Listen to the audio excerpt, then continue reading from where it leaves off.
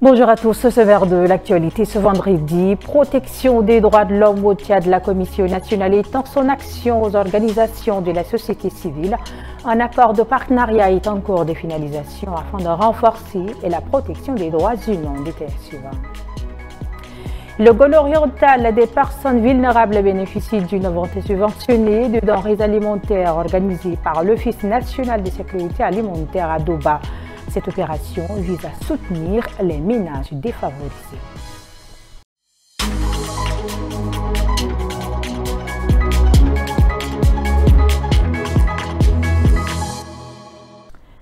Bienvenue à tous. Je le disais dans le sommaire, le président de la Commission nationale des droits de l'homme a tenu ce matin une réunion de travail avec plusieurs organisations de la société civile engagées dans la protection des droits humains. Objectif, préparer la signature d'un accord de partenariat entre la CNDH et ses organisations. La cérémonie a été présidée par le président de la commission, Camille Daniel Maxime Solmengar. Cette rencontre s'inscrit dans le cadre du processus d'accréditation de la CNDH prévu à Genève le 20 octobre prochain. La réunion visait à restituer les travaux de la Commission de défense des droits humains et à renforcer la coopération avec les acteurs de la société civile. Nous pensons que la société civile, de manière générale, a un rôle, a une voix dans cette procédure.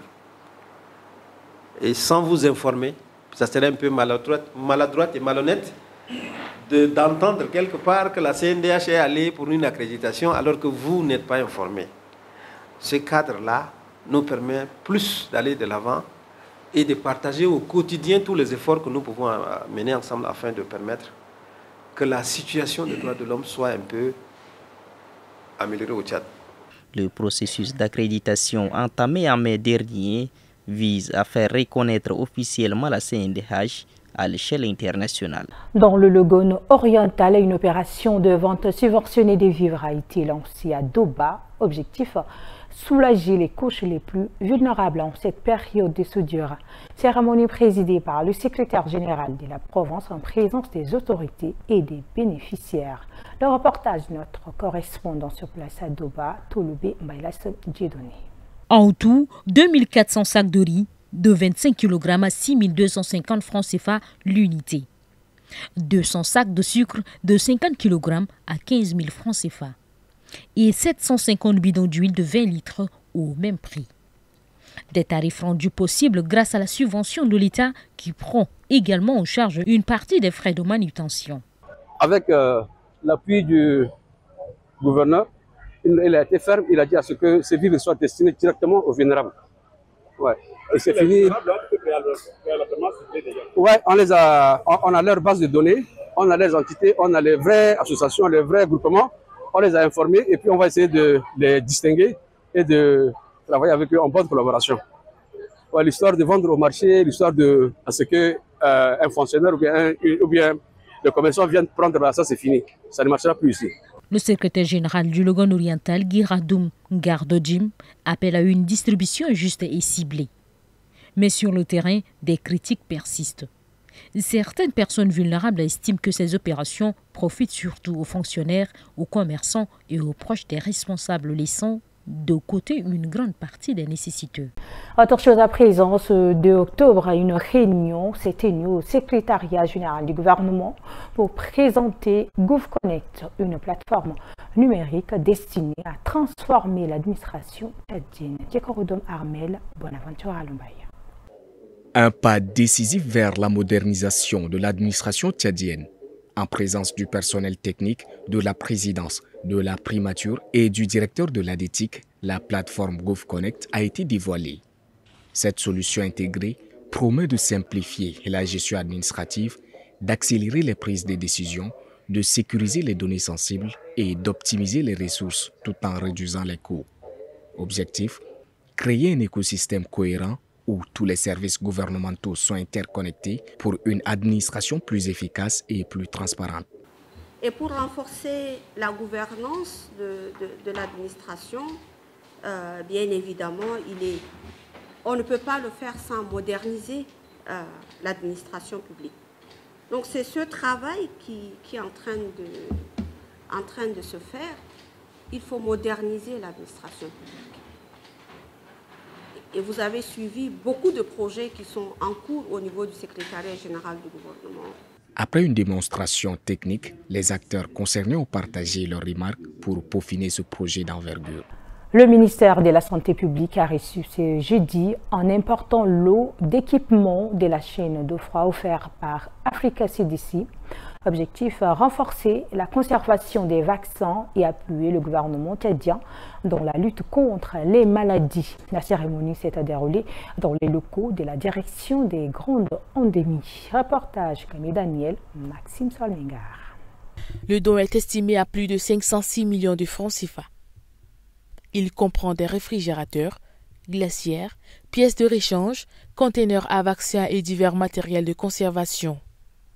Une dotation qui vise à garantir l'efficacité des vaccins et la bonne conservation des médicaments sur tout le territoire. Ces équipements viennent donc répondre à certaines de ces vulnérabilités et permettront au ministère de la Santé, en cette période où le pays prône l'intégration de la vaccination contre la COVID-19 en PEV de routine, d'élargir la couverture vaccinale en garantissant le stockage et le transport sûr de tous les vaccins, même dans les zones les plus reculées, de minimiser la perte en vaccins en maximisant l'impact des ressources. Les autorités sanitaires saluent ce geste et assurent les donateurs du bon usage de ces équipements. Grâce à cet appui, nous pourrons améliorer la couverture vaccinale, mais également réduire les pertes de vaccins et renforcer notre capacité à répondre aux urgences et autres épidémies. Ce programme s'inscrit dans le projet Sauver des vies d'Africa CDC. Après le Burundi, le Cameroun, la Guinée équatoriale et le Congo-Brazzaville, le Tchad devient le 5e pays à bénéficier de cette initiative. Hors de nos frontières à présent, 3 informations sont à suivre à une présentation de Mbaïlassem Emmanuel. L'ex-président de la République démocratique du Congo, Joseph Kabila, a été condamné à mort le 30 septembre 2025 au terme d'un procès par contumace pour trahison et crimes de guerre devant la justice militaire de RDC où il ne réside plus depuis 2 ans. Un verdict salué au sein du parti au pouvoir mais dénoncé par un représentant de la société civile dans l'est du pays, tandis qu'un responsable de l'ONG Human Rights Watch y voit un message aux autres opposants politiques, aux membres de la société civile, aux journalistes qui peuvent subir le même traitement. Moins d'1 an après la chute du mur de Berlin, la RFA et la RDA scellaient leur réunification le 3 octobre 1990. Cette date est depuis la fête nationale allemande, mais un tiers de siècle plus tard, les divergences entre les deux parties du pays subsistent. 6 Allemands sur 10 estiment qu'aujourd'hui encore, les différences entre l'Est et l'Ouest l'emportent sur les points communs. Un tiers est d'un avis contraire. Cet écart qui peut surprendre augmente même depuis quelques années. Les Allemands de l'Est, les premiers concernés, sont encore plus négatifs. Les 3/4 d'entre eux estiment que 35 ans après la réunification, les différences avec l'Ouest l'emportent. Ils sont autant dans l'ex-RDA à se considérer comme des citoyens de seconde zone. Plus de 400 militants à bord de 41 navires de la flottille pour Gaza ont été arrêtés lors d'une opération d'environ 12 heures, a indiqué le jeudi 2 octobre au soir un responsable israélien. Ce 3 octobre, au matin, un dernier bateau de la flottille internationale d'aide pour Gaza poursuivait sa route. Selon les organisateurs, mercredi soir, la marine israélienne a commencé à intercepter les bateaux après avoir averti les équipages qu'ils entraient dans des eaux dont Israël revendique le contrôle. Global Soumout a dénoncé une attaque illégale survenue dans les eaux internationales. L'organisation des droits humains Amnesty International déplora un acte d'intimidation d'Israël.